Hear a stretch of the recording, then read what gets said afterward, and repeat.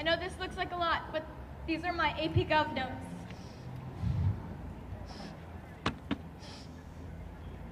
They haven't already had a moment of silence in the House of Representatives, so I would like to have another one.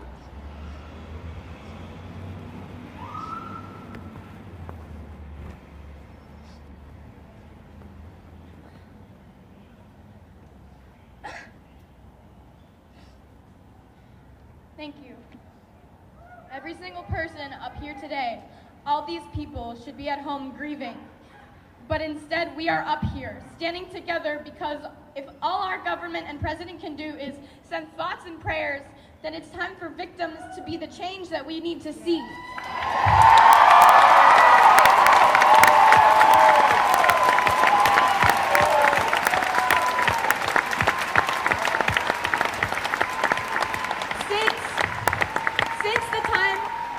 Fathers, and since they added the Second Amendment to the Constitution, our guns have developed at a rate that leaves me dizzy. The guns have changed and the laws have not. We certainly do not understand why it should be harder to make plans with friends on weekends than it is to buy an automatic or semi-automatic weapon. In Florida,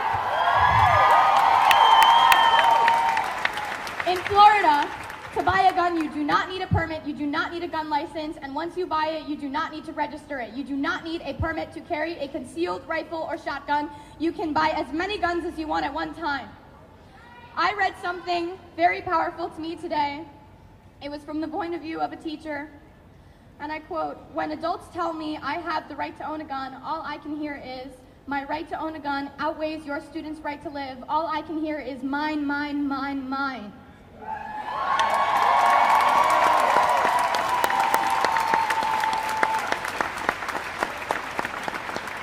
Instead of worrying about our AP Gov Chapter 16 test, we have to be studying our notes to make sure that our arguments based on politics and political history are watertight. The students of this school have been having debates on guns for what feels like our entire lives. AP Gov had about 3 debates this year. Some discussions on the subject even occurred during the shooting while students were hiding in the closets. The people involved right now, those who were there, those posting, those tweeting, those doing interviews and talking to people, are being listened to for what feels like the very first time about this topic that has come up over 1,000 times in the past 4 years alone. I found out today that there's a website called shootingtracker.com. Nothing in the title suggests that it is exclusively tracking the USA's shootings, and yet, does it need to address that? Because Australia had one mass shooting in 1999 and Port Arthur massacre introduced gun safety, and they haven't had one since.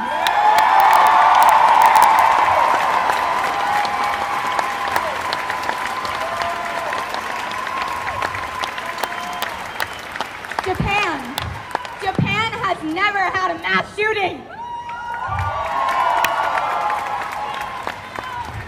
Canada has had 3, and the UK had 1, and they both introduced gun control, and yet here we are with websites dedicated to recording these tragedies so that they can be formulated into statistics at your convenience.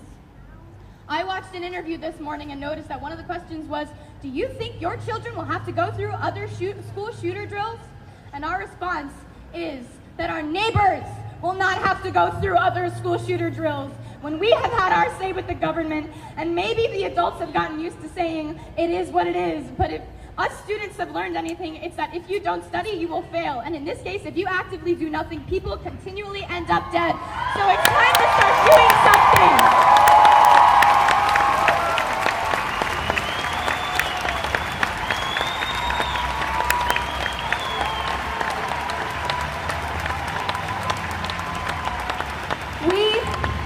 We are going to be the kids that you read about in textbooks.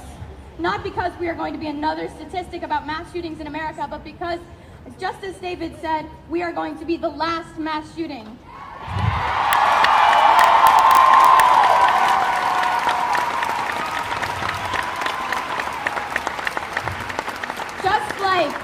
Just like Tinker v. Des Moines, we are going to change the law.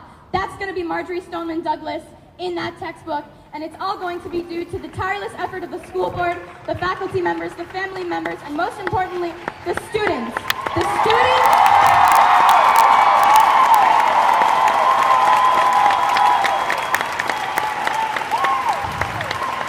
students who are dead, the students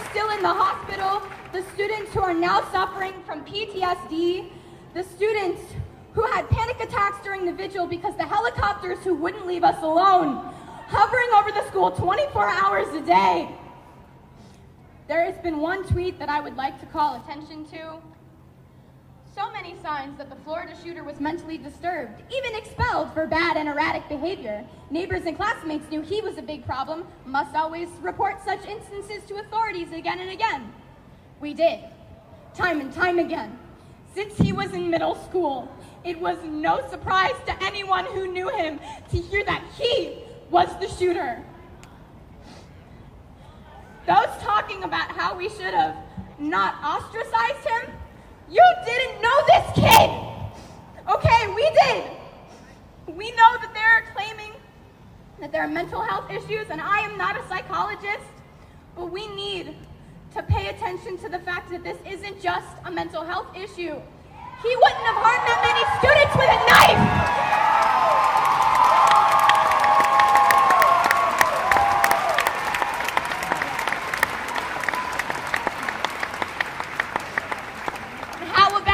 We stop blaming the victims for something that was the shooter's fault.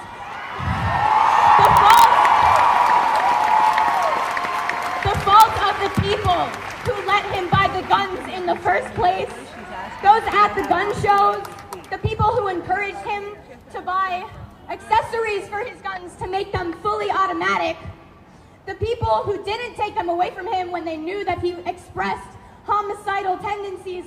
And I am not talking about the FBI. I am talking about the people that he lived with. I'm talking about the neighbors who saw him outside holding guns.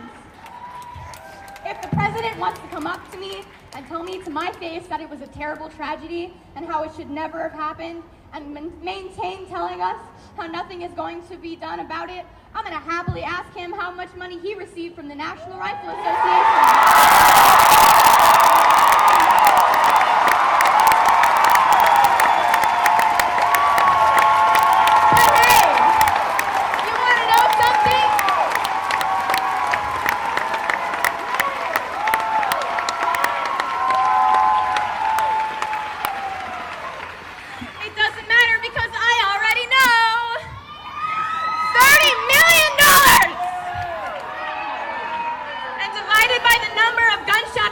United States in the 1.5 months in 2018 alone, that comes out to being $5,800. Is that how much these people are worth to you, Trump? If you don't do anything to prevent this from continuing to occur, that number of gunshot victims will go up, and the number that they are worth will go down. And we will be worthless to you. To every politician who is taking donations from the NRA, shame on you.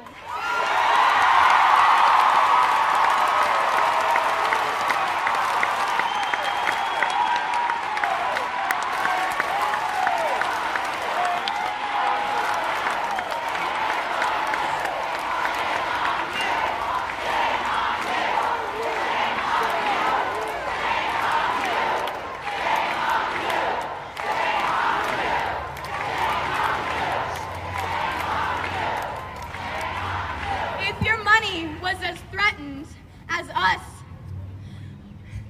would your first thought be, how is this going to reflect on my campaign? Which should I choose? Or would you choose us? And if you answered us, will you act like it for once? You know what would be a good way to act like it? I have an example of how not to act like it.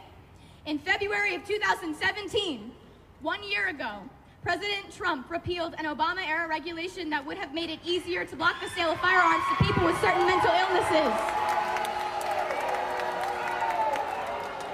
From the interactions that I had with the shooter before the shooting and the information that I currently know about him, I don't really know if he was mentally ill, but I wrote this before I heard what Delaney said. Delaney said that he was diagnosed. I don't need a psychologist, and I don't need to be a psychologist to know that repealing that regulation was a really dumb idea.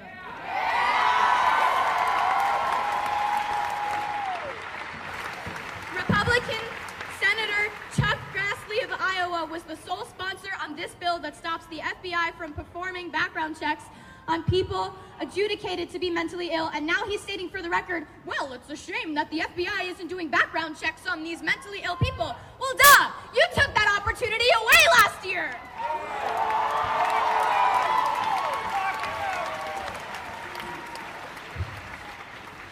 The people in the government who are voted into power are lying to us. And us kids seem to be the only ones who notice and are prepared to call BS. Companies trying to make caricatures of the teenagers nowadays, saying that all we are is self-involved and trend-obsessed, and they hush us into submissions when our message doesn't reach the ears of the nation. We are prepared to call BS. Politicians who sit in their gilded House and Senate seats funded by the NRA telling us nothing could have ever been done to prevent this. We call BS. They say that tougher gun laws do not decrease gun violence. We call BS. They say a good guy with a gun stops a bad guy with a gun. We call BS. They say guns are just tools like knives and are as dangerous as cars. We call BS. They say that no laws could have been able to prevent the hundreds of senseless tragedies that have occurred. We call BS. That us kids don't know what we're talking about, that we're too young to understand how the government works. We call BS.